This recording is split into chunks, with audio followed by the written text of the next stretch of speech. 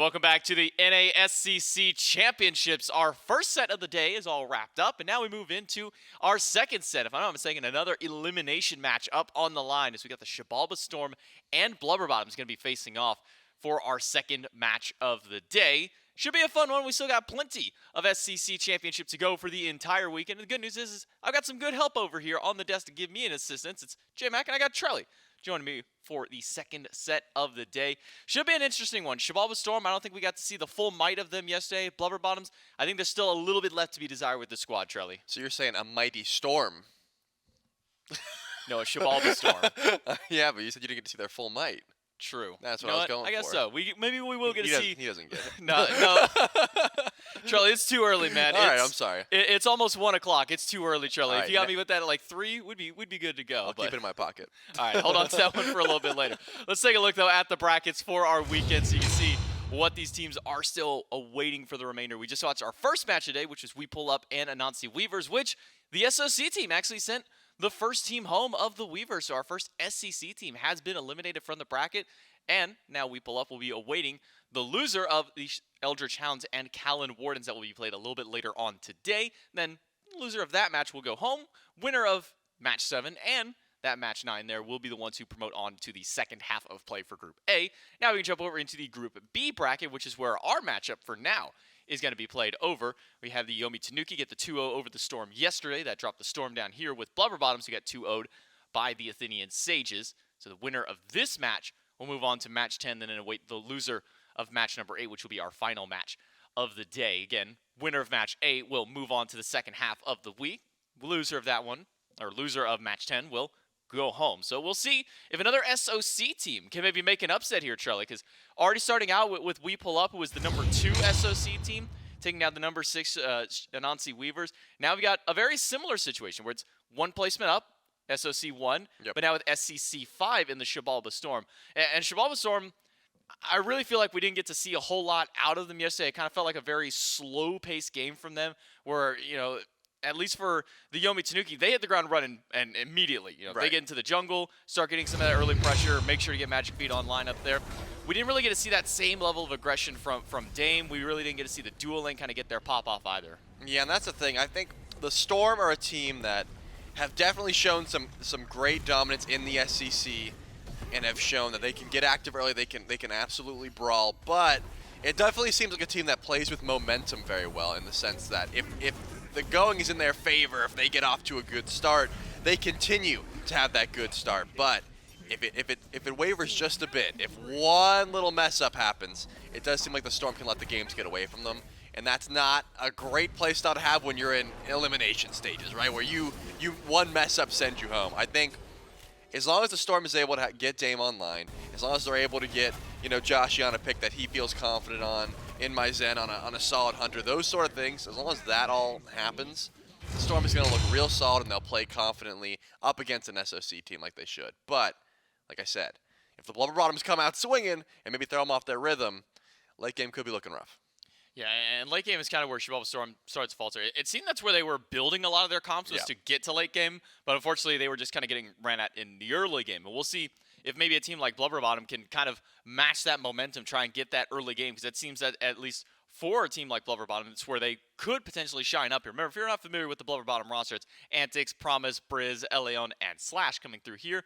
Also kind of had a rough one, but that's maybe to be expected. They were going up into number 2 seed in the Athenian Sages, who looked hot yesterday. There was a 31-minute game 1 and then a F6 at 18 minutes in the second game. So we really didn't get to see much out, at least of this Blubber Bottom team in their first day of play. I'm expecting maybe some quick shift-ups, maybe get ELLEON onto something that can be more of a facilitator style of jungle as opposed to trying to go for this late-game hyper-carry style of play. Yeah, I think that's a good point. The set is a pick that, yeah, can certainly hard carry the game away, but if you have a rough start, it's very difficult to be the first one into a team fight as the set, especially when you're behind. So a pick that can just spawn in and pop off or have a great early game. The Osiris comes to mind, not really great in the current meta, but throw a Mannequin Scepter on him and you still do have that hard carry potential in the jungle, something like that. I believe we saw the Awelix early as well, which usually does fulfill that early damage role, but wasn't too much knockups on the squad last time to actually facilitate that Awelix, so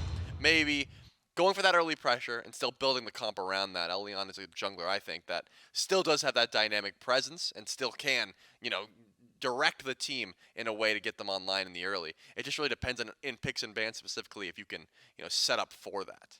Yeah, I think maybe the draft is kind of where Blubber Bottoms faltered a little bit yesterday, kind of all over the place a little bit, a lot of single target out there. We'll see if some change-ups do get made from day 1 into day 2 as we jump into the picks and bans for game number 1 of the Xibalba Storm and Blubber Bottoms, a best-of-3 elimination match. Loser of this one goes home. Winner still gets to hold on to a tournament life just a little while longer. It will be Xibalba Storm in that first pick slot and immediately taking the Morgan off the table. And we've seen a lot of change-ups to the Morgan over time. We've seen some nerfs to her ultimate. We've seen some nerfs to her main clearing abilities as well. But still seems, at least for a team like Blubber Bottom, Xibalba Storm don't want to give one of those picks away. Yeah, I also saw Blubber Bottom specifically focusing out things like the Cabrakan in the picks and bans earlier on, and also trying to force that Cabrakan pick. And I don't think the Cabrakan's as strong and as oppressive as he used to be, but still, maybe something they're worried about, just that amount of lockdown. They don't want to be forced into Phantom Shells, things like that. Could be on the table, but it's going to be the Yamoja and the Maui so far from Blubber Bottoms, whereas the Storm is going to focus out the Ymir and the Morgan, as you said. I wouldn't be surprised if Thor was a contested pick as well. I think both of these junglers can go towards the Thor if they get that chance, and Thor has been extremely oppressive in the current meta. Will be a Kronos and Yu Huang final ban, so a couple of shots Blades of towards light. the mid laners out there, but My at least foes. the Ishtar open, and Ishtar seems to be just one of those go-to kind of top 3 style of picks if it does make it through the banning phase. It seems that Ishtar has solidified herself as potentially the #1 hunter as far as a lot of these players are concerned, but that does leave a lot of picks open. I think Thor might be one of the big ones that you highlighted there that could easily be picked up for the jungler out there. It'd be something great for ELLEON to be able to get things going early for his team. Again, something that really needed to happen up against the Sages was to play a little bit earlier through. And I think you're right to highlight that Thor could be a perfect pick for that, Trelly. Yeah, but the Cern and the Ishtar, that's no surprise. And the Thor is going to be snap blocked there, and that's what I was expecting. And I'm also happy to see it, because I don't want to see a team like the Blubber Bottoms that just tries to fight early, can't really, and then doesn't have any sort of ways to engage on these fights. Anvil of to Dawn Athens. really does just stamp their early game as pretty solid, as long as they're able to fight around that ultimate. But the Storm are going to grab that Athena, a pick that has been rising up the ranks for sure. It used to be just reserved for the Sages, but now it seems almost all teams in the SCC are looking towards that Athena as just a great engage, a great way to pull beads, and also really annoying to deal with. And then throw a Vulcan in the mix, and you got some follow-up for those taunts. Yeah, I mean, we saw a lot of yesterday. It was just Athena W's, basically. Athena walks up, and if Athena even has a slight lead, as I'm going to dash taunt, I'm either going to get your beads, or I'm going to get your life, or maybe even your ultimate if you're quick enough on that reaction. Whatever I don't get the first time through, we're just going to run it back as soon as the cooldown is back there. So I'm curious to see if we'll see that same level of aggression out of this Athena-Ishtar combo for the duo lane. But Cabrakan, the final pick for Blubber Bottoms, and Vulcan over there for the Xibalba Storm as we jump into the second wave of bans. Ratatoskr, the first one through, kind of a pseudo-Thor in that sense. You get that same level of semi-global presence. You get a decent bit of CC that got as well. So taking some shots in the jungle, which surprisingly Dodgy made it all the way this far. Kind of forgot about Dodgy for a moment. I'm so used to seeing her ban in the top 3, Trelly. Yeah, I think Dodgy's been falling a little bit behind just in the SCC in particular. I'm sure the SPL players still will value that pick very highly, but hasn't been as contested as some of these other junglers like the Thor, for example. But the Nike is going to come through here for Blubber Bottoms, and that's a pick that has also sort of been rising, which is weird to say because, again, It was kind of just Dishonored. Like, it was just Dishonored who played him in solo lane. But we're going to see a little bit more Nike in that regard. You'd think with the rise of Sunder, wouldn't see as much, but it looks like these teams still do value the passive Nike brings as well as just the survivability. And Lancelot is going to be the option from the Storm, I assume, going the way of the jungle in Dame's hands. And that is going to be a pick that is very highly contested in the SPL for good reason. Lancelot, pretty much you just get to level 3 and you're online. You have that incredible amount of chase potential and some great DPS. And Agni to round out the draft for Blubber Bottoms, and now getting kind of a full look at the composition. Trelly, do you kind of have maybe a favoritism towards one of these drafts just based off of what's been picked up so far? Favoritism, no. I think they both have great engage as well as good setup. I think they've both kind of drafted exactly what they needed. Looking at their losses from yesterday going into today, they fixed a lot of those problems I had with their previous drafts, you know, with the Athena and the Thor with that ease of access. So they also have good burst damage in the back. I'm liking them both. Well, it's an elimination match, and one of these teams is going to go home at the end of this best of 3. Who is it going to be? Is it going to be the Xibalba Storm? Is it going to be Blubber Bottoms? Let's jump into game number 1 with Dulcet and Midland. Yeah, time to find out if another one of these SOC teams can upset the SCC squad. As earlier on today, Myth, we pulled up, knocked out one of our SCC teams, announced the Xibalba Storm trying to fend off that happening for the 2nd time in a row. Now, the Storm yesterday, Myth, did not look great. I think this is a team maybe feeling some energy, maybe some anger, based off the way their first set of the weekend went. And you know, blind anger accomplishes nothing. You have to hone it, you have to channel it, and put it into your craft. And I expect the Storm to be able to do that, a brewing storm, if you would. I'm really keeping my eyes on Oceans in particular. I feel like maybe Nerves got the best of him yesterday. Dame actually got on Twitter, said, hey, not my greatest performance. I was really nervous for this event. Since then, I'm sure he's going to be able to clean things up a bit. Right. So Blubber Bottoms, on the other hand, they just got to level up their game top to bottom, I think. It was a whole lot of missed opportunities around objectives that may have cost them a couple of their leads in the previous set. ELLEON, a veteran player, has been around the scene for a very long time, a prolific shot caller at that. I'm expecting some of those issues to be cleaned up as well. Yep. ELLEON will be on the Thor this game. Dame over on the Lancelot. So a couple of picks you expect some activity from early in the game.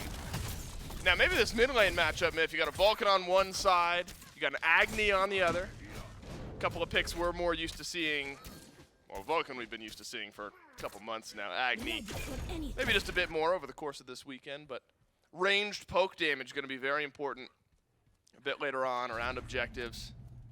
Really feels like Joshy, though, that Earthshaker. Really the big difference maker with objectives secure. I'm not sure Brìz is going to be able to match that burst.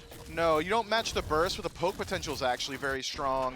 Agni, uniquely talented at just dealing with turret as well throughout the rainfire from a distance, and with your passive in the late game, should be able to one-shot some of those turrets. It's not a conversation of who's going to coin toss the objective better. It's who's going to put themselves in a better position, because every single time, and you've already broken it down, this Vulcan has got advantage in that regard, and even has advantage in the burn department. What Agni brings is team fight presence and consistent poke. Right. And Brìz good at it. Remember, this Blubber Bottoms team, bunch of individual talent for sure, talent that's seen the SCC in the past. Deserving, I think, of the #1 SOC seed. And, you know, potentially as a squad, could unseat some of these SCC teams should they stick together, depending on what happens here this weekend, of course. So, I think I go in with a bit of raised expectations around this matchup. And, the Storm, they come into this weekend, I think, technically our 5th seed. They did not qualify super high up in the standings, but I think too much talent to simply look at the seeding of this squad and gloss over them. When the play strikes this team right, I think the Xibalba Storm could be in a really, really good spot. So we're about to round the corner to level 5 here, Mitch. You're going to have, of course, Anvil of Dawn for ELLEON.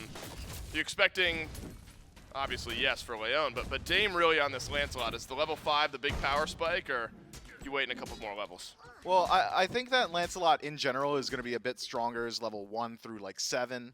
Lancelot's so good at the early portions of the game, but level 5 important because of some of the direct matchups. Up against Antìcs and Brìz in particular, that joust field just really good at locking down entire lanes with that cripple. So Agni will struggle a bit more, Cern certainly as well.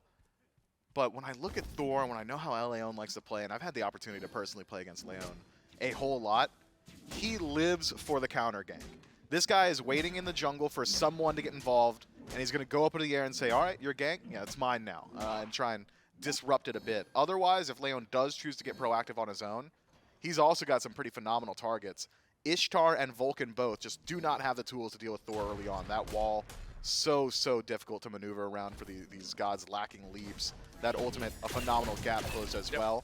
So the largely immobile hunter, as well as mid laner, could struggle a bit. And when you talk about counter ganks, Dame's got potential, but Berserker's Barrage ignores the knockback from Lancelot. You're not exactly reliant on teleporting once you've already initiated with Anvil of Dawn. It's just about that damage combo, so there's not much Lancelot can do about that either. So if Dame wants to, I would expect him to try and set pace. doesn't exactly have the same opportunity to just hover and, like, spoiler to Leon's game, like Leon could to Dame's. Now, of course, at level 5, not only the junglers become important, but Oceans as well, with the rotation out from the Athena. That global presence suddenly can flip fights around and picks up Sunder early on. And so there is potential for some early game value for Oceans on the right side of the map, mitigating the shields that the Nike and Slash can end up dropping down. And so I hope to see some of that, and really Myth, Athena in general, now being ganked by ELLEON, and Promise in the wall keeps Joshy right in the Earthshaker, and the CC is aplenty, but Joshy able to escape. Nope. No, he's not. ELLEON goes up, down, and that'll be first blood for the Blubber Bottoms. I thought Joshy might have some safety, but there's always the Thor lurking somewhere in the sky. Yeah, so long as Leon's up in that ultimate, you could trust him to land it, and that's exactly what I was worried about for Joshy in mid. Get that wall behind him, there's nothing this Vulcan can do about it, not at this portion of the game, not until Phantom Shell's picked up by somebody on the Storm, and I'm sure Phantom Shell likely on the mine. You don't necessarily need to build it against Thor alone, you don't necessarily need to build it against Cabrakan alone, but when both are on the field, you gotta think it's gonna save you from some of those situations. And now with no beads for Joshy, it simplifies for Leon. You don't need to maneuver behind him, throw the wall up there, and hope that your teammates got the damage. Head up into the air, dunk down, do it on your own.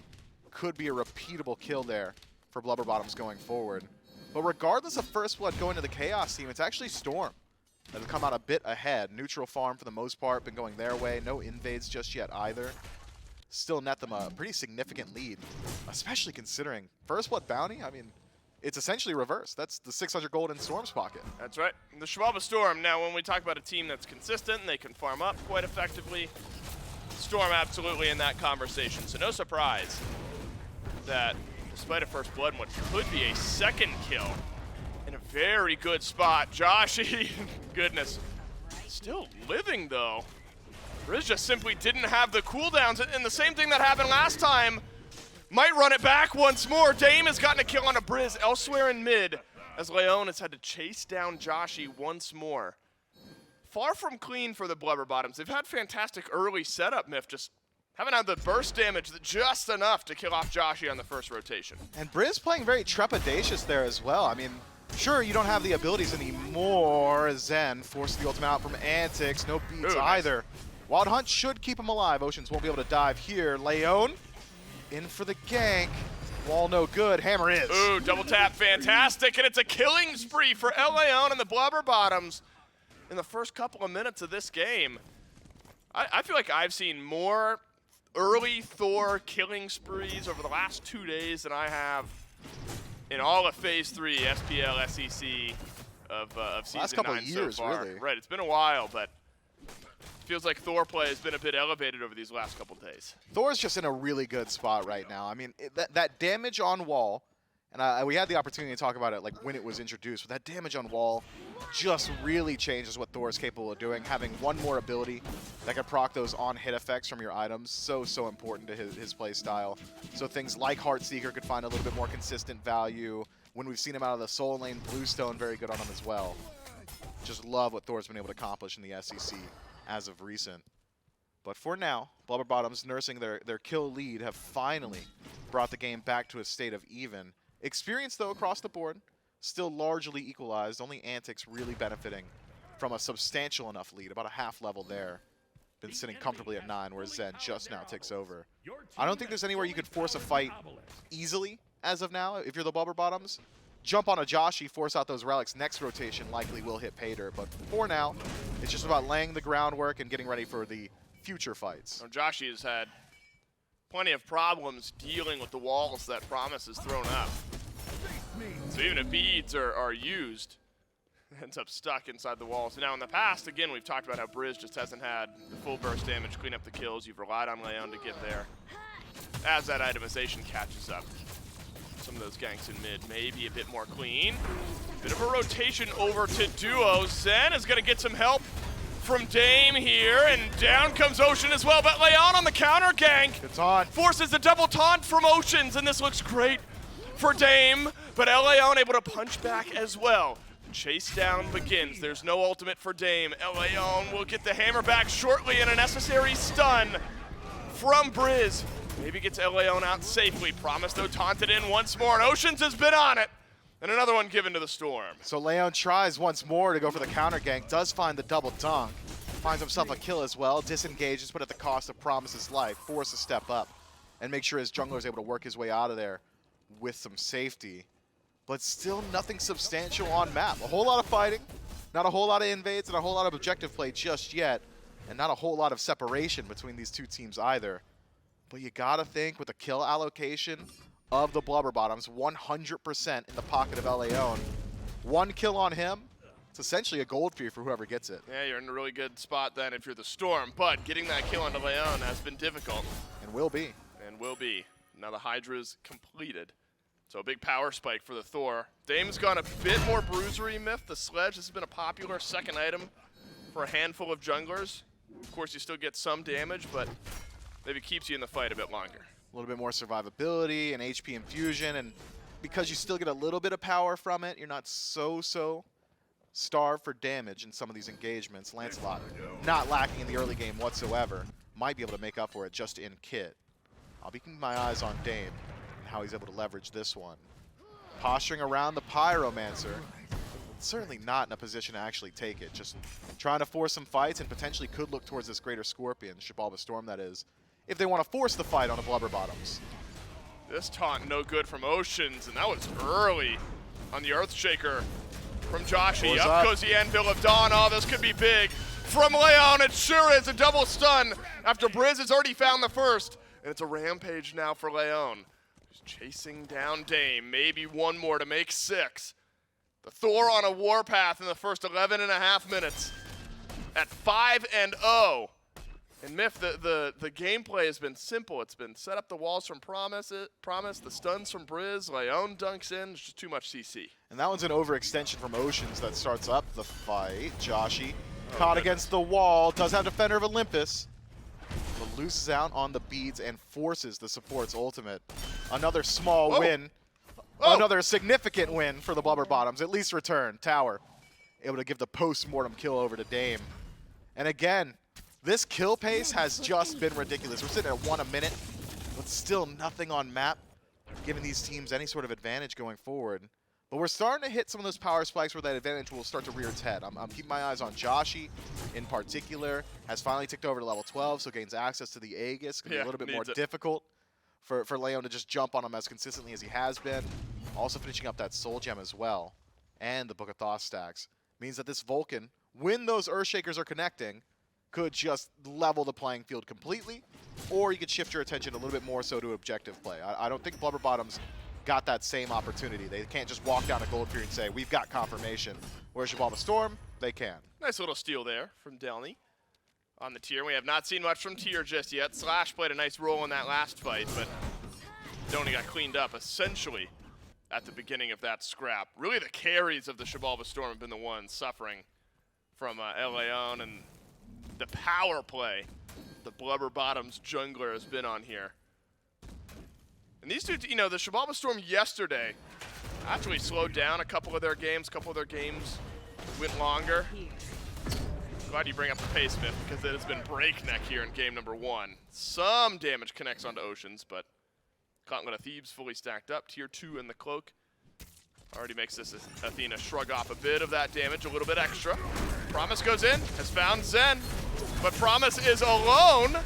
And the follow-up's a bit slow from ELLEON here. The stun looks great, and Oceans dodges up the second wave of damage. Dame requires the auto to grab the kill and the shutdown onto ELLEON, and this is a big one for the Storm. Finally, the Storm able to find a concrete win in one of these team fights, and with Delnyyy hovering the back, could catch Brìz on the rotation back in. Storm briefly considered going for the Gold Fury, but with Oceans on death's door and Dame in a pretty similar position, nobody really capable of actually taking up the objective, so it will just have to be the win in the fight that Xibalba Storm settle for. Blubber Bottoms, just not enough damage. The abilities were landing, the CC was there, but Brìz on this Agni just needs maybe one more item before he's feeling confident in his ability just to secure some of these kills. Blubber Bottoms might have to let off the gas a little bit, but the last 14 minutes have been any indicator, that gas pedal's down. Be careful about overextending. The dive is worked out. How about the steal? Actually, the Fury gets reset. Well, the rest of the Xibalba Storm fight wonderfully. Slash has gone in alone and will die alone as the rest of the Blubber Bottoms forced back by the red buff. It's Dame keeping them at bay, and the Xibalba Storm with the first big advantage. It's Gold Fury +1 for now, maybe add another. As Zen will dash forward, will get the kill, and another to the Xibalba Storm. ELLEON one shot in the back, up to the air. No way. He's the type of guy who might consider it, but not this time, not with nothing to fight over. And even in getting the trade, nobody's as valuable as ELLEON on map. 5-1 for this Thor, that bounty, just ridiculous. Even if he picks up his kill, just bumps him to 6-1, and then the return even more powerful for Xibalba Storm. Unfortunate circumstance for Promise, who tries to step up to the Gold Fury, needs to get eyes on it. Gets in range just in time to watch the Gold Fury die. And Delnyyy says, oh, we get a +1 on this objective. Pushes him into the team. And a clean pickup. Xibalba Storm now separated pretty significantly, 4,000 gold. They've been forcing fights the entire game without a lead. I don't imagine they slow down now. Pyromancer up. Could be one avenue for the Storm to force yet another fight. What do you think the big difference is, though, Myth? I mean, early in the game, the Blubber Bottoms and their dive, it was all working wonderfully. Seemingly no pushback, though the Storm never fell that far behind in kills. Do you think it's just been more disjointed from what we saw earlier in the game? You think the timing has just been off the last couple of attempts? The engagement in the jungle is a bit more difficult to execute on. The fights that had started well for Blubber Bottoms were ELLEON dunking on a counter gank, or ELLEON setting up a wall behind Joshy, or Promise setting up a wall behind Joshy. Now Joshy's got access to more relics. Xibalba Storm have been a bit more grouped up, and Oceans has been really on point with these defenders of Olympus, making sure that whoever is the target of the aggression, you got to really earn it when you want to kill them. That defense, just so strong. Oceans has really stepped up with these taunts as well. Promise will take a bit of burst damage, and the CC is to Cabrakan. Hasn't been allowed to play for a few seconds in a row. Pyromancer would be the big prize over here. So ELLEON will go up. Anvil of Dawn searching for its targets. A double knockup from Slash into a double stun from ELLEON, but the taunt from Oceans peels it out. And a double stun from InMyZen as all of the CC connects and peels for the backline. And look at the dive from the Storm. It's found Antìcs. Brìz forced to use the Aegis, and the dash away will be just enough. But again, the Storm are able to shove back the Blubber Bottoms. Yeah, and this is a fight that Brìz is just not allowed to get involved in. Fire Giant 17 minutes in. They touch it. They say it's not dying. Pyromancer probably a bit easier. No way a level 10 Athena was able to tank that one up, and right call from the Storm to go ahead and reset that one. Brìz just couldn't get involved in that team fight. Every single time he tries to step up and rain some fire, Dame says, I wouldn't, and Brìz thinks, oh, well, I can't kill him. He's got Sledge already. Or Delnyyy walks up and does the exact same thing. This Agni is required for the initiation of Blubber Bottoms to work out. ELLEON can find as many double dunks as you want, or you can get as many double walls as you want from Promise, but if the damage isn't there, Xibalba Storm will slowly pick apart this team fight. So far, it's just been backline diff. The Storm have really been doing a good job of limiting the Blubber Bottoms in these team fights. Yep, now, really it's the other jungler, despite 5-1-1, still looking fantastic for ELLEON. Remember, there was a shutdown recently. Dame is the one really surging in game number 1, where ELLEON has found the dunks, but hasn't been as effective as it was in the first 10 to 12 minutes of this game. Slash could be in some trouble here. Oceans dashes forward, taunts in. Has a Sunder, won't use it this time as Slash will just drop down the ultimate, the shielding, and watch the tier 1 crumble. And this is where the Storm, again, as a team though, the 5th or so seed of the SCC, still very talented as far as maximizing their impact on map. They go to tier 1 now, Myth. They're gonna pull out the Fire Giant. It's gonna be a pretty significant coin toss with Promise and Slash nearby. Dame's keeping Brìz out though, so Joshy can't be worried. Joshy a bit early, but the Fire Giant to the Xibalba Storm nonetheless, and Slash in alone once more. Same with ELLEON, who will hammer down and then hammer away. InMyZen hammers away the health bar on Promise. All 5 with FG. Then the game officially broken open here, Myth, closing in on 8,000 gold, and we'll be getting towards 10 by the time these towers fall. My heart goes out to Brìz, man. Another team fight where he just can't step up. He's getting zoned at his own back camps. I think the only way the Blubber Bottoms can fight forward now is just group up around Brìz and ferry him in, but might be too little too late. Nice taunt in from Oceans. That gets the beads off of ELLEON. Now, Myth, I think if we're going to be critical of some teams that play a bit slower with their small advantages, we got to highlight why we're sometimes critical of that, because it's a moment like that where the Storm, they say, look, we got like 5 seconds on a couple of these death timers. We got Fire Giant on 5. Let's shove down one of these Phoenixes. And now it's a calculated risk. There is risk involved. But the Storm felt confident, and have already broken the base of the Blubber Bottoms. Mid Phoenix off the board, go to the Primal Fury as well. And the timing of it, I think, so important. It's not Fire Giant, back to base, wait for respawns, get your relics back up, then push it. Hey, we got Fire Giant off a 1-team fight, and they're still dead. We can get more, make sure there is no return. So often we see these teams that like to play cautiously around their leads, give over opportunities to the enemy to pick up scraps on the map.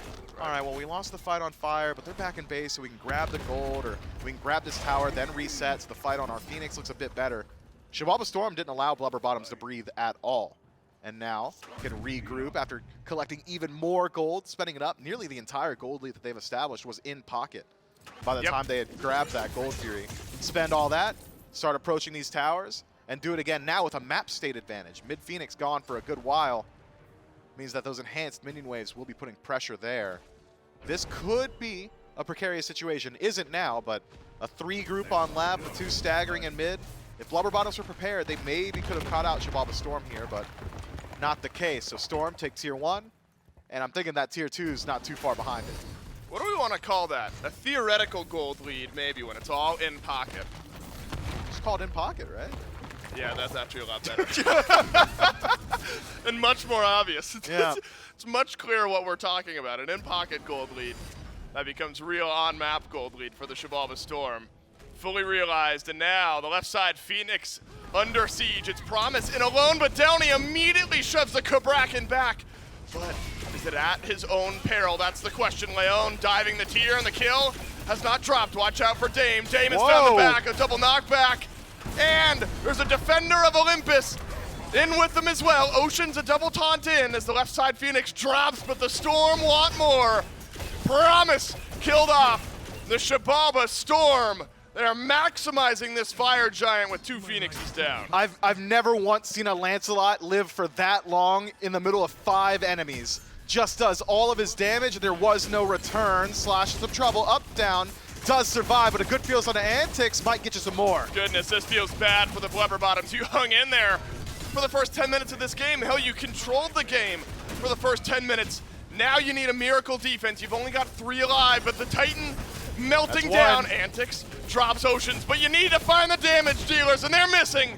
The Xibalba Storm roll over and take game 1. And a fast turnaround at that. It was, okay, it's dead even, it's dead even. It's a 2,000 gold lead, it's an 8,000 gold lead, it's a Fire Giant, and from there the game wrote itself. Not once did Blubber Bottoms in a post-Fire Giant world find their footing. Every single opportunity Xibalba Storm could have taken to push their lead, they did, and they did it clean. I think that, it's important to look at, even in the early game, we're giving Leon props for getting the ball rolling. We're giving the Blubber Bottoms props for getting the kill lead.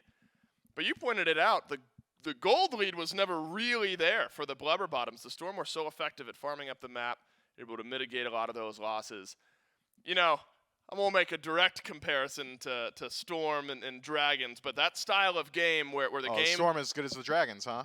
No, but the style of win, where the game is kind of even, you're scrapping back and forth, and then seemingly off one big objective fight, it's when the Storm can really run things over. I wonder what the game plan's now got to be for the Blubber Bottoms, Myth. Are you trying to slow down that pace from the Xibalba Storm? Are you trying to increase your pace? That might be hard to do. Lots of questions to be asked. Just get the stuff after the stuff, If you're gonna Yeah. get those kills early, and they got a lot of kills early, the Blubber Bottoms, do something on map. Go for an invade. Grab some neutral farm, because as far as that was concerned, it was we got our kills, get out. Yeah. Storm got the kills, they got more. Now, you brought it up a couple times. Early in the game, when you don't have the Pyro, the Fury, you do have to, it's camps, those types of things that you really have to look for. We'll see if the Blubber Bottoms can fix that up. Game number 2, just around the corner. You don't want to miss it. Stick around.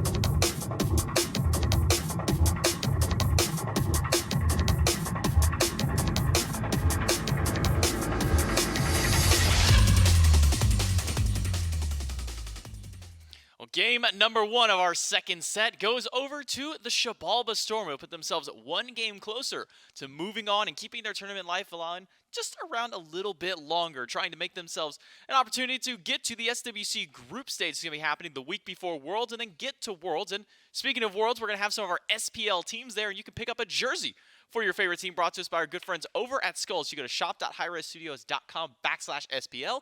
You can pick up a jersey for your favorite SPL team. But it's not just jerseys that Skulls has either. You can also pick up hoodies as well. Again, one for each of your favorite teams. So make sure that you go over to shop.hi-rezstudios.com/SPL, pick up your favorite jersey and or hoodie. And we have a special promotion going on right now for this weekend only.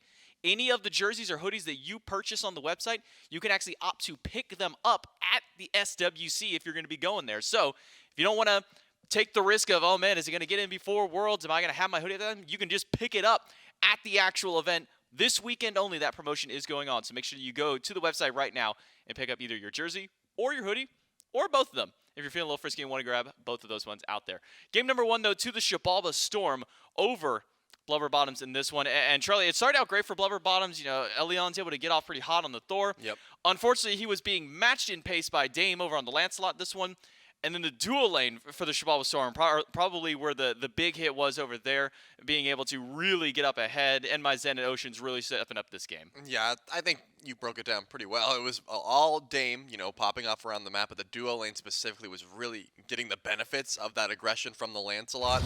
I think Zen and Ocean's were just so far ahead of Promise and Antìcs. They really were not able to fight in for anything. It was kind of just, you know, once objectives showed up, they got burned through because of this Ishtar and how much damage Zen was able to do to them. And even getting aggressed upon, you know, you could see. Promise ults in, goes, hey, I got the Ishtar locked in, and InMyZen just did not care. He just turned and started fighting because he was so far ahead in his own respective lane.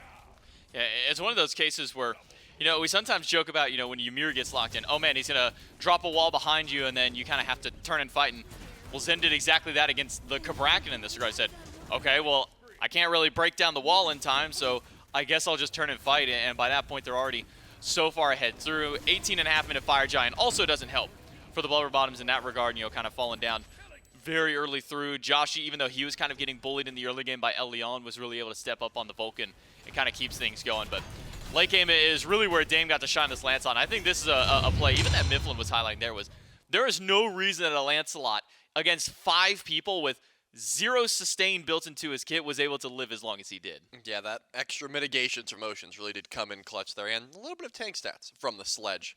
It was just a little bit too much to deal with. I do think ELLEON, as we have said, had a great performance, and more specifically Brìz as well on the Agni was doing a good bit of damage. It was really just trying to keep that duo lane up to speed. They really could not get enough farm for Antìcs and Promise to be the tank shred, and more specifically the engage from this Cabrakan. Promise really could not survive throughout these team fights. So maybe a safer Guardian could be the call here. I said it in picks and bans. I've seen Blubber Bottoms have been looking to ban away or pick this Cabrakan, and I think it's just, he's old news, you know? There's better picks in this slot. Yeah, I mean, we even look to things like, you know, I'm not going to say that you want to leave Umoja and Maui up and available, but one of those 2 picks may be a good option for Promise. It gets him to where he can have a little bit more range within the kit, you know, be able to apply that CC from a little bit further away as opposed to having to be right in the face of the Ishtar that's like 6 levels ahead of you, and it's just slamming left click in your face the entire time. So maybe an adjustment from the dual lane support in that regard. But I like what we got to see out of ELLEON on the Thor. I think getting that pick for him a second time maybe would be a good at least start to continue the draft maybe for Blubber Bottoms. We'll see if that Thor does get to make it through for ELLEON one more time as we jump to the picks and bans for game number 2. The Xibalba Storm and Blubber Bottoms.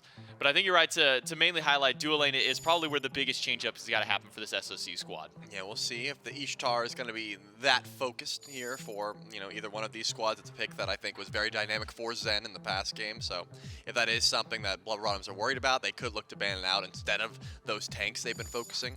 In this case, the Ymir and the Morgan are still going to come through, as well as the Umoja. And if we're running it back, the Maui would be the next ban there for Blubber Bottoms. We'll see if that is still a pick that they are fearing, or if they want to put a little bit more attention to the ADC, and it's not. They're going to run back the ban so far, and the Xibalba Storm, I don't think they have to change anything up. Like, maybe you ban away the Thor, or just try to pick it for yourself, but they were able to win pretty handedly towards late game, so I don't imagine they're that worried. Well, it will be the same top 3 for the bans for the Xibalba Storm, Kuang, the 3rd and final ban there. And the last time I believe it was Chronos by Blubber Bottoms. We'll see if that one makes it through again. Maybe the Ishtar eats a ban, maybe the Thor this time around. But again, I think Thor would be a good option for Blubber Bottoms to maybe pick back up for themselves, get ELLEON back onto something comfortable that he can kind of set his team up for a little bit more so. Blubber Bottoms taking a little bit of time to kind of decide what they want to go here for this final ban. Do they want to stick with the same? Do they want to get rid of this Chronos? We know what Chronos can do when he does get to the late game. We know the damage output that he does have. It seems the Blubber Bottoms are going to keep to that same top 3, and that's once again going to give the Ishtar over to the Xibalba Storm. And I don't think they've got any problems with that, right? Just great early clear, one of the best team fight ultimates in the game for an ADC to have. And you pretty much get infinite pressure as long as you're able to land those auto attacks and play safely, which means, of course, the Cern is going to go the way of the Blubber Bottoms, but that's what we expected. The supports is what I want to zone in on. These 2 ADCs, we're obviously going to get picked. Where they got picked is the question, but I want to know about the support, and that is going to be the change-up. No more Cabrakan, this time going to be the Athena. Notably, the Athena has played different roles in the past, doesn't have to go towards support, but with the Cern, I imagine, I'm going to throw that one over to Promise. Yeah, and the Athena's been doing a whole lot of winning so far for North America, Charlie. 5 games played, 100% win rate. We'll see if that holds up for Blubber Bottoms for game number 2. But Thor, because it didn't get picked up for Blubber Bottoms, instead we'll go over to the opposite side. And I'll kind of pose this question to you, Charlie. You know, with Ishtar being as a top pick out there, we're not really seeing as many double hunter compositions as much anymore. Do you think that it was necessary to maybe pick up the Cernunnos in that top 2? Or do you think that maybe something else could have been slotted there with that Athena? Yeah, if you had something that was worth picking in that slot, it's possible, but if you can get Ishtar and Cern, I imagine that's pretty deadly as is. You know, you can just, you know, throw some Protra in there, maybe the Nemesis, something like that. I think Dame has played it in the past, so I think it's too big of a risk to even go for it, but you're right to highlight the Cern didn't have to be picked in that slot unless Blubber Bottoms really wanted to make sure that they had Antìcs on that pick. And the Guan is actually going to be the last slot in there before the second wave of bans. That does cement their engage pretty solidly. They've got a dash taunt, they have the cavalry charge, as well as just good sustain from the Guan, but they're up against a Khepri ult, so they're going to have to be careful about their engage and not throw too much into what's just going to get rezzed. Yeah, so the Xibalba Storm do have at least an out card to get out of jail free, if you will, with the revive from the Khepri, so long as somebody's within range of that god there. And then the Guan up to the opposite side, and a Persephone. We haven't seen this pick in a hot minute, Charlie, having this one jump up to the mid lane. A couple of players here and there, notably I think players like Sops like to play this one. We even saw for a while, I think before he jumped up into the Pro League, DameNWK was even kind of playing this one there. How do you kind of feel about the Persephone right now? I mean, this is a guy we don't see hardly at all. Yeah, I'm a big fan of whatever Brìz is cooking up. I just think a very dynamic mid laner, plays some picks that aren't always going to be in favor, but makes them work. You know, was playing the Agni well before the Agni started looking into meta and the buffs coming to his itemization. So if he thinks Persephone's going to be solid here, as long as you're not against too much dive, I don't think it's going to be a problem. Bellona and Khepri, not going to be that big of a dive, but the Thor specifically got to hold on to that dash and make sure your beads are holding on to. But the Kuang, that's a pick I was not expecting. ELLEON wants to deal with that execute to try and get rid of the res that Khepri will provide, and Kuang can do that pretty well. Now, Kuang typically slanted a little bit later in the game there. I think Persephone also kind of scaling a little bit later through. Do you think that there's enough maybe early to mid to be able to kind of help facilitate to get this Kuang and Persephone to that stage of the game? Yeah, I think Kuang does get a lot better as the game continues, but if you could just find a tank to bully with Kuang's ultimate in the early, then your early game's going to be solid. You just want to look towards those tanks. Well, we'll see if the Xibalba Storm can close this one out in 2. Our Blubber Bottoms going to take us to our first 3-game set of the day. We got to find out in game number 2 as we jump over with the casters. That's right, the Storm riding with some momentum now. But the Blubber Bottoms were able to start things off well in game number 2, Myth. ELLEON on the Kuang, Dame on the Thor. I don't know if the early game pressure is going to be quite the same from ELLEON. It shouldn't be. Blanket statement, my own personal take on this composition from Blubber Bottoms is that they decided to play Smite on hard mode. They cranked it up to 10. Like Yeah. This is master difficulty, new game plus. Like we're just I feel like you'd be doing into challenge that, though. Like, runs. you're so confident you just make it harder on yourself, you know? No, absolutely not. Dave, there has been a critical misunderstanding between you and I want to clear things up. Let's clear the air. Right. I will take the easiest path possible If I'm in a Worlds final situation, give me a 3-0. I don't want a close game. I don't want good smite. If I'm competing, I'll compete against children, okay? But line up 8-year-olds in the jungle against me, and that's my ideal world. This is an interesting thought experiment, though. So I would argue the vast majority of SPL players would say they would take it. They don't care if it's a 3-0 or a 3-1 or a 3-2. They just want to win Worlds finals, right? I don't know about that. I feel like a lot of them would say they would prefer a 3-2 win. Sure. But then, but in this thought experiment, I suppose if you're saying like I know I'm gonna win Game 5, then of course I'd rather it be that, like the highest. Not me. Okay. So you're if saying I know I'm winning the set regardless, give me the shortest route. You'd rather it be a 3-0. And I don't want those 3 to be particularly good games either. Right, just want them to be smackdowns. That's right. 20-minute bangers. And then I'm hopping on Twitter and I'm talking my talk. Because like the crowd and the viewers may be disappointed, but you don't. We're about myth here. That's right. Lifting the hammer, getting the ring. God. How was your Worlds finals when you won? When you won Console Worlds, was it a fast set? Was it close? This is the only set that I remember how it went down in my entire career. Yeah. Up 2, lose game 3, win game 4. Got it. So it was a 4-gamer. Yeah. Little mental reset after game 3. And I was mental shattered after the 1. Let me tell you, I'm sitting there like, guys, this is it. It's over. But you know what? A strong mental leader on your team kept you in check. That's right. And it certainly wasn't you.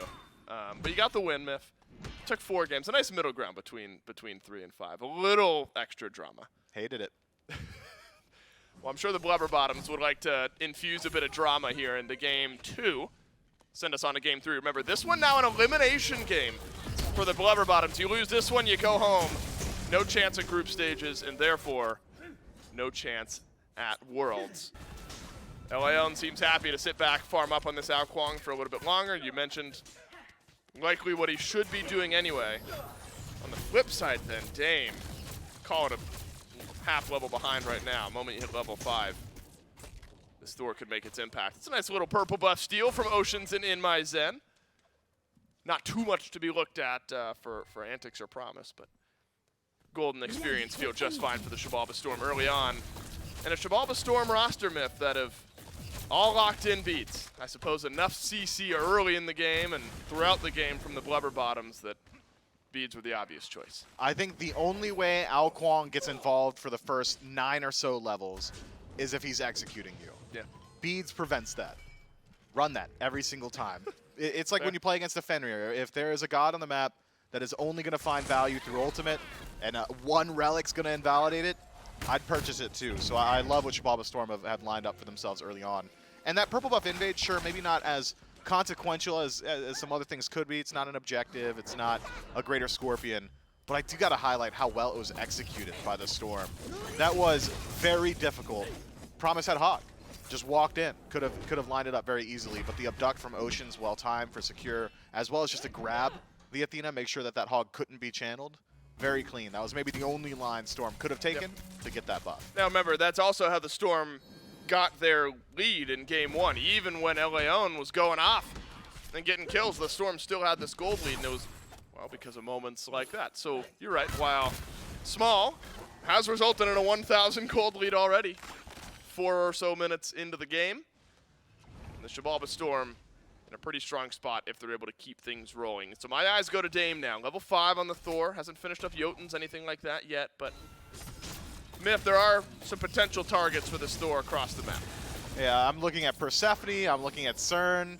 I'm really looking at the Kuang, if I'm being honest. That anything to get involved on ELLEON's side of the map, catch them in a back camp or something along those lines, could be massive. Might have to wait for the support rotation. The Zen whiffs the dash, force use the ultimate defensively, but an ult for ult trade is nothing ADCs aren't fully accustomed to. Antìcs, Wild Hunt gone. InMyZen no longer has access to his. So kill pressure likely mitigated for the next minute or so while we wait for those cooldowns. Where will ELLEON go then? You know you've got this target on your back. So like, you see on the mini-map, when the camps are up, there's these little icons. That's where Leon's going to be all the time. He's not God icons. ELLEON probably has him disabled. Like he's not interested. Right, we're staying away from all of that. For like at least 2 or 3 items. Like once you're 2 or 3 into Right. the build, Kuang can start doing some Right, stuff. the little like orangey stinger icon, that's what he just walked towards. That's right. Now there's like this little demon harpy icon, that's Little what he's demon. It's got the little horns, you know what I'm talking about? I see it. See, it's I wonder what that is meant to be. It's a satyr, right? or a harpy or something. Or a harpy or something. It's a demon, is what it is, and ELLEON will certainly chop down as many of those as possible. I feel like we do have to talk about the Persephone, though, Myth, even though you've mentioned that it's now this game on hard mode. Surely we saw like one Persephone in Phase 3. In the SPL? I don't think so. We definitely saw it at one point this year. Phase 1 I don't for think like 2 weeks. I don't think Persephone was unplayed this year. Have not seen it in many, many moons. And might not see Promise for 20 seconds or so. Now we'll stay alive. The defender of Olympus takes Promise right on over towards Antìcs. So we there's plenty of rumblings about Persephone in general. I don't want to talk about changing, updating, things like that. Relative strength at the moment, though, Myth. You think there's possibility for Persephone to have a good game? I mean, of course, she's got a phenomenal team fight ultimate. ELLEON just going to lose out on some Stay away backcamps from the here. god icons. Yeah, I mean, he's Too close. The demon was up. He had to get in. That's right, he went to the demon. And a double stun out from Dame. This is going to be an Anvil of Dawn to reinitiate on the fight. Good and it's dunk. a double stun in the back, but Slash has lived. Oh, and it's a perfect Scarab's Blessing from Oceans. That's kept Delnyyy right in place. I'm a monster, dodged by Slash. But Dame alone with everyone on the Blubber Bottoms, and a double taunt in from Promise. That gives first blood to the Blubber Bottoms. And suddenly now, ELLEON able to walk a bit further forward. The Xibalba Storm had a leg early on. That Bit leg slow. is now run out. Joshy could get chased, will get taunted, and the Blubber Bottoms with a 3-kill swing. Man, that's all off the back of Dame just getting over aggressive there, man. If he sticks with the team, the fight probably still goes Storm just by relative strength of their picks at this portion of the game. But because Dame decides to chase out, try and finish off the kill on a Slash between the towers, just gave the Blubber Bottoms an artificial 4 versus 1 into a 4 versus 3 into a 4 versus 2, essentially. Had the Storm stayed grouped or even just cut their losses, likely come out alive and would have taken the small win of stealing away some of those camps. Instead, it's Blubber Bottoms who come out, the big winners there. First blood bounty does fall onto Promise. ELLEON very close to picking that one up for himself. Would have been massive for the Kuang, but unfortunately does land on the support this time around. ELLEON does not come up empty-handed, though. Finds his one. And it's a slight variation from the original Kuang build. Back in the day, it was a whole lot of Bancrofts and Typhons. Now, Spear the Magus into Soul Gem, perhaps. A little bit of lifesteal, a little bit of penetration. I don't hate it. I'd love to see what ELLEON's able to cook up here. Need a bit more time to get that build going. Zen being ganked by Promise. Has beads, not using them. It's because Dame is here, hoping to fix what happened over in the solo lane just now. Wild Hunt, good. The extra protections from Promise seem to have paid off as Antìcs will live. And once again, Defender of Gotta the do it Olympus fast. pays off. Dunk down, Dame hits it. And it's first of the game for the Xibalba Storm. Whew, Dame almost dies there, actually. That hammer toss was dangerous. If Promise just a little bit faster on the taunt. Dame's dead to rights, fortunately. Ocean's nearby with Scarab's Blessing. Make sure that Dame probably doesn't actually die, but being able to maintain Khepri's ultimate, very important. Antìcs knocked down, and Xibalba Storm find a bit of footing on the map. But similar position to game 1. Blubber Bottoms, significant kill advantage. Gold, experience, just has not followed suit. I want to get back to that conversation you had started up originally. Yeah, the Persephone. So this one was a good one. You thought my Hercules conversation was terrible on the desk earlier. And it's crazy that you're bringing it up again, man. Oh, How many times I got to teach you this lesson, hurt. old man? I'm hurt. Stop talking about Herc. No, hurt. Yeah, stop talking about Herc and being hurt. All right, fine. Talk to me about the Persephone, because that was my win for the day. Persephone has very strong late game team fight presence. Grasp of Death is a phenomenal ability. It's really easy to line up in the jungle. All you have to do is hit a wall, and then all of a sudden it's a massive no-play zone, or if you're actually hitting a god, it's decent burst. But the rest of Persephone's kit and how you get her damage is very dangerous. Bone Rush, sure, pretty decent range snipe, but it's not the same as the other just straight-up beam abilities in that it's very difficult to land consistently. And if you want to find the big damage, the flowers, just spawn them on somebody and send them out, you kind of have to dedicate your leap. Right. And it's never exactly ideal. That's partially the reason we don't see things like Hades in mid. That's why Hades hangs out in the soul lane, because a lot of his DPS comes from his initiation, which is his mobility. Persephone does not often want to be put in that position, and it really is a late game slanted god at that. Persephone not exactly strong for the first 3 or 4 items. Very similar power trajectory to an Kuang. Yeah. Whereas things like Scylla, who have got phenomenal late game, have got pretty decent mid game, and with the Sands of Time change, have got okay early game as well. Persephone has a much more narrow win window. But because it's in the late game, if you can just hold out, and with a composition like this, Blubber Bottoms will be in a very good spot. Oh, what does Dame see? Well, he sees ELLEON on the Pyromancer. Now, that's a neutral objective icon. But Thor dunks down, forces ELLEON back. And a Gold Fury pull now from the Xibalba Storm. You've got decent shred thanks to your Ishtar, and you got to imagine the Storm, like their confirmed crush, I'm a monster, and Gold Fury to the Xibalba Storm. Maybe even a fight after the fact. Wild Hunt sends Oceans running. While Dame is still here. Remember, Anvil of Dawn used a moment ago. Looks like the Storm happy with just the 11-minute Gold Fury. Great call to move in towards that gold, having forced the beads off ELLEON and likely forcing ELLEON back to base as well, considering how much damage he had taken. Storm realized they've got a really, really good shot at looking at that objective, and Persephone just does not match the confirmation of a Scylla. But what we had seen from the Kuang there, that call from ELLEON to just move in towards the Pyro, is one that you can repeat. Kuang is very, very good at shredding these objectives, and with this lifesteal build, could even potentially solo him. Would have taken him a while, maybe 3 rotations of Dragon Call, but that threat of, hey, even just one man could move up to the Pyro and it would happen quick with allies, is pretty good, and it's happening again. Blubber Bottoms pull out the Pyro. Ocean spots it out. Joshy hits a pretty big power spike here. Full buys Divine Ruin. Close. But won't be in range to use it to steal away the Pyro. Ocean's an attempt, but the Blubber Bottoms confirm the Pyromancer. So a small win over to the Blubber Bottoms team, who again have fallen a bit behind. Because, you know, the kills have really slowed down. You're seeing the difference, I think, Myth, between Kuang and Thor for ELLEON, where the fights kept getting forced over and over and over again in game 1.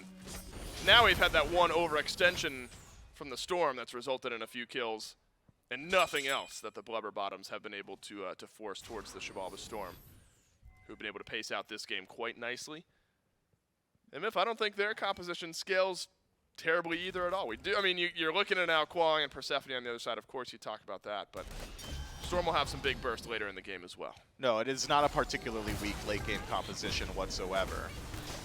Brìz, no lead, forced the ult defensively, should get out though. Brìz nearly hits with the grasp of death, but Duncan, I'm a monster.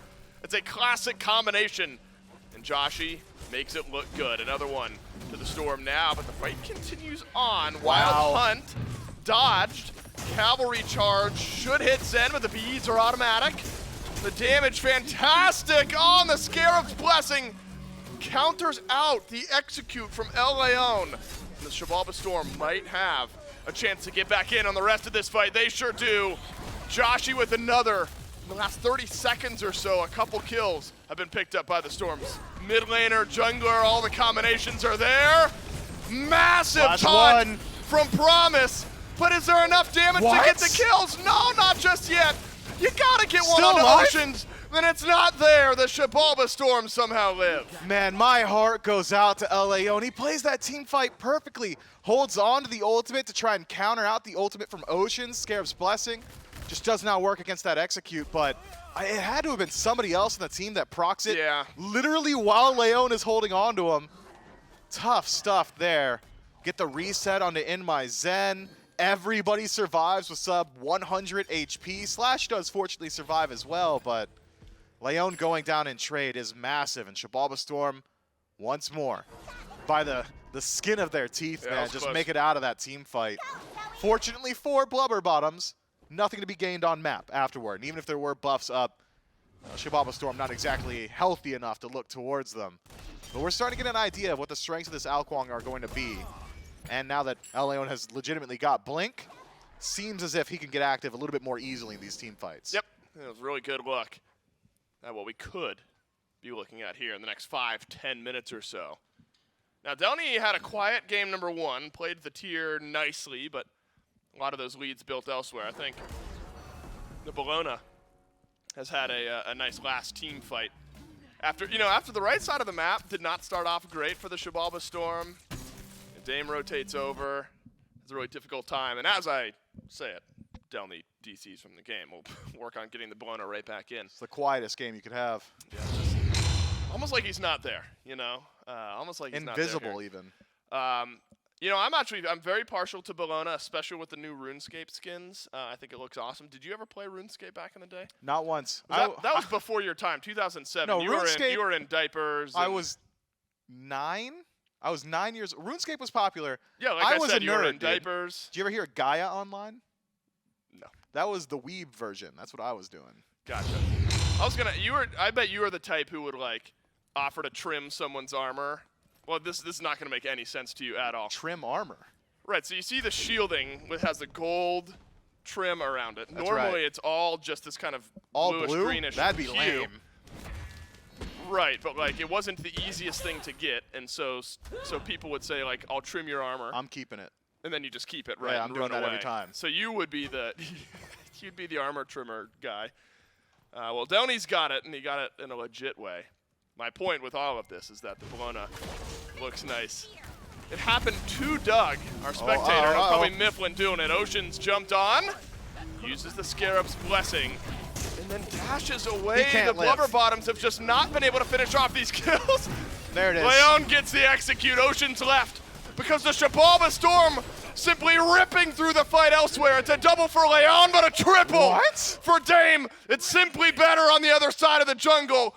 Brìz left running, and it's looking like a deicide for the Xibalba Storm. The fight was grouped, and the fight will end after Brìz drops one more swing for the quad, but Delnyyy gets it instead.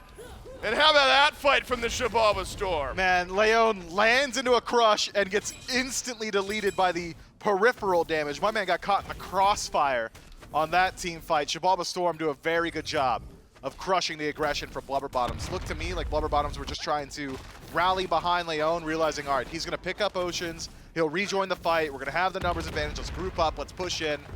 Maybe don't 4 or 5 stack when a Scylla's on the enemy team, because Crush does exactly that. It's not a misnomer, and it will crush you in the team fight. Xibalba Storm continue to look good, and now with an even more sizable gold lead, and objectives respawned on map, gotta think the Storm could just regroup, force the fight around this Primal Fury, maybe drop a ward on the Fire Giant first. You still have to be concerned about Leon's ability to just shred that objective with a little bit of help.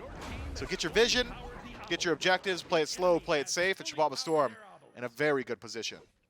You were talking about how Dame was unhappy with his game earlier on this weekend, right? And was talking about turning it around. Yeah, he got on the timeline and posted some really weird emotes. He posted cringe on main, I'll be honest, but he said he was nervous. I didn't need you to call him out like that. What I was going to say is apparently he did take the first set personally and has looked fantastic now in back-to-back games. This Thor, no different, now at 5-1-4. Despite, not the easiest start to game 1. On the Lancelot, had to catch back up, and has done so wonderfully. Fury picked up by the Xibalba Storm. Blubber Bottoms tried to answer with a Pyromancer of their own, pushed off by just Delnyyy, and so now both neutral objectives over to the Xibalba Storm. And it's still early in the game, Myth, but you're starting to look at that gold lead. It's in pocket right now. It is in pocket. A good deal of it. It's not theoretical, it's just in pocket. That's right. It'll be true on map here in just a second. Schrodinger's gold lead. If you never go back to spend it, do you really have it? We got yelled at by Twitch chat for that bit. Let's not go back to it. Okay, fair. Although I'm doing it for you, Myth, not for Twitch chat. Okay, well that's not what you said. In the first moment? That's right. Yeah, you're right. That was on me. I do think the Xibalba Storm, a team that plays with enough confidence and should have enough secure, that the threat of the Gold Fury now maybe peaking for the Blubber Bottoms. Need to stick around on the right side. Yeah, with Fire Giant, just so easy to grab now. Primal Fury taken, which means you're doing additional percentage damage to the objective. You've already got a heavy stack on this side of the map. Put some pressure in a slash, send him back to base. Could be the opening Xibalba Storm are looking for to look at the actual objective. Oh, there's your opening. Leon's got to go back, and that guy doesn't have teleport, is the thing. And Zen already headed to the right side of the map. This Ishtar with a little bit of crit, also the kin size. Fire Giant should be an afterthought here. Joshy is well underway into this build.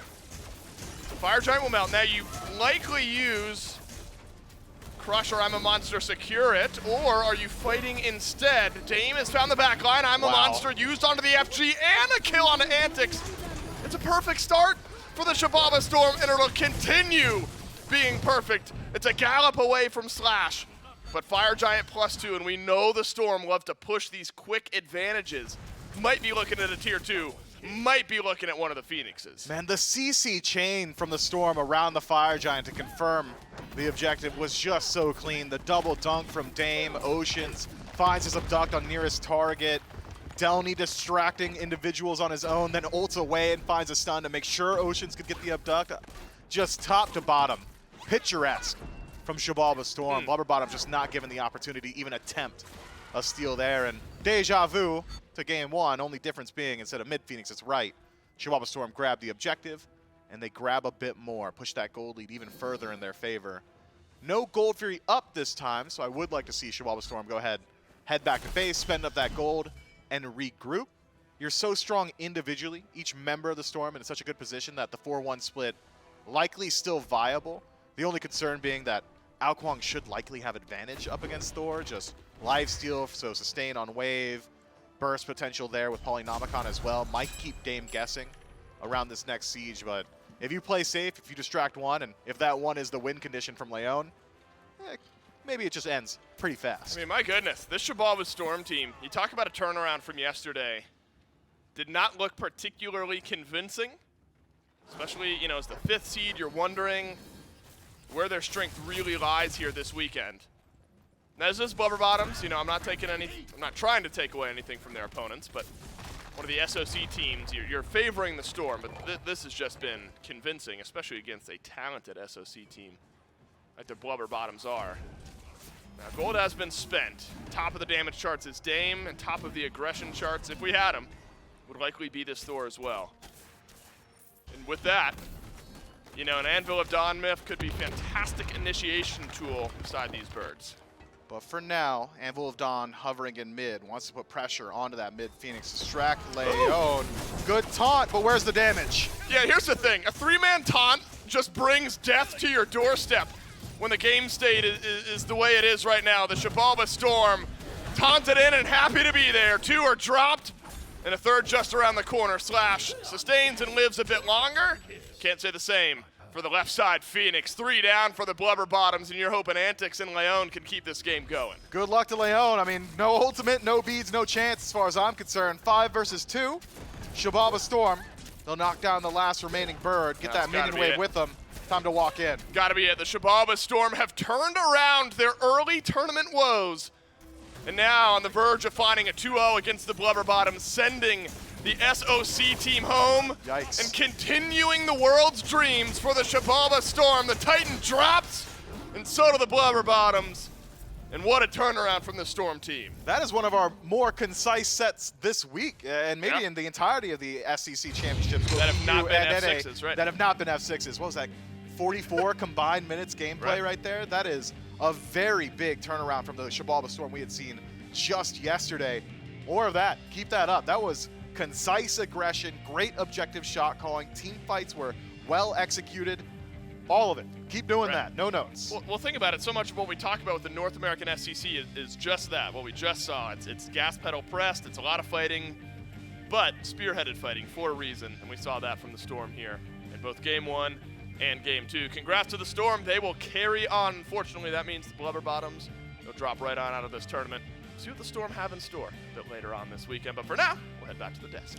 And thank you so much. Xibalba Storm, a very convincing 2-0 over their opposition in Blubber Bottoms. Unfortunately for the SOC 1 seed, they're going to be going home now, and they're going to be maybe depending on we pull up to kind of keep the SOC's dreams alive later on. But against some of the teams that we've seen, against this kind of turnaround Storm team, Charlie, I mean, this is a completely different team than what we saw yesterday in their prior matchup. Again, Dame really popping off early. Yep. Though it was a bit of a stumble early on, it was a 3-kill swing that did go over to Blubber Bottoms at the beginning of the game, kind of slowed down the pacing of things.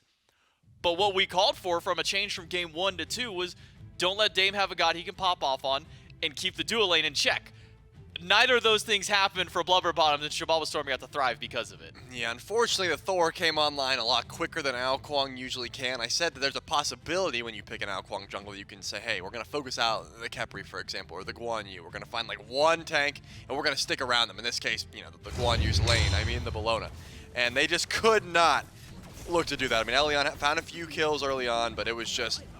This Thor is such a dynamic pick in pretty much anyone's hands. We saw it last game as well. Dame has been having a great set, and I think very difficult to deal with these Anvil of Dawns, especially when the rest of your team is a little bit behind them. And you could tell even in these engagements, Blubber Bottoms are still down 2,000 or 3,000 gold despite the kills not being too outlandish yet. It was just a very difficult decision to make to give up that Thor and then try and deal with it as the game continued. It's just also so hard to control Zen. I mean, on this Ishtar 2 games in a row, essentially getting to free cast for the entirety of the game, only really had to deal with any kind of pressure very early on into the dual lane. Then outside of that, free farm, and then free cast whenever it came to the actual team fight phase. And then Delnyyy on this Bellona just got to run rampant and basically got to do no wrong in this one. It ended up 4-0 by the end of the game, I do believe, with the kill at the end there. No complaints from me on the Xibalba Storm team. If they're going to play to this level of aggression and with this level of success, this could be this very well could be the turnaround that they need for this tournament. Yeah, certainly could. 7-1 for Dame, as you said, 4-0 for Delnyyy, and Zen had a fantastic performance as well. Both at those games looked real good in the duo lane, topping the damage charts for this one as well. Unfortunately for Brìz, I didn't really see the Persephone value. I think that's a pick that probably still, you know, shouldn't be that prioritized. But when it's your game's on the line, I think there always is value in playing something that's not always so highly contested, right? So, you know, maybe a pick that not all these teams have played in for a couple of weeks, like, hey, what did that Persephone bring? Does she have this ultimate? Oh, we have to burn beats, things like that. I admire the attempt, but still probably a pick that need a little bit more pressure for me to believe that she's still worthy of being grabbed in a tournament like this. Yeah, maybe spend a little more time in the kitchen cooking that one up, see if maybe the Persephone comes out later on. But unfortunately for Blubber Bottoms, that is the end of their Season 9 competitive. Now they are sent back home, and that'll be the end of their tournament line as well. Let's take a look, though, at the brackets for our two groups to see how the remainder of our weekend, and even at least our early look into tomorrow, will be. With a win by the Xibalba Storm, they now move on into match 10, which there will be awaiting for the loser of our last match of the day, which will be the Athenian Sages and the Yomi Tanuki. Winner of match 8 will move on to the second half of play. Loser of that one, again, has to face the Storm, see who's going to be eliminated and who will be the second team to join up and move on to the elimination stage between those squads. And now we move over into Group A, which will be where our next match is going to take place. And again, this one is going to be a big one. Eldritch Hounds and Callan Wardens, your #1 SCC squad in the Hounds, and your #4 Callan Wardens, who have had a struggle so far this phase, been able to find some success coming with the new jungler Schlemmy into their roster, seem to have had at least a good start in day #1. They've got a tall task going up against the Eldritch Hounds. Yeah, it's going to be a fun one to watch, but as I always say when I'm on the desk for Hounds games, someone's got to prove to me these guys can be beat. I mean, so far it hasn't happened. The Eldritch Hounds have been playing lights out, and that's what you would expect from them coming in, being your #1 seed, not losing a single regular season matchup in the entirety of the SCC so far this season. You know, the Wardens, they've been looking clean so far this tournament as well. They got a big hill to climb, but they've got some talent on their squad that shows they probably are able to do it.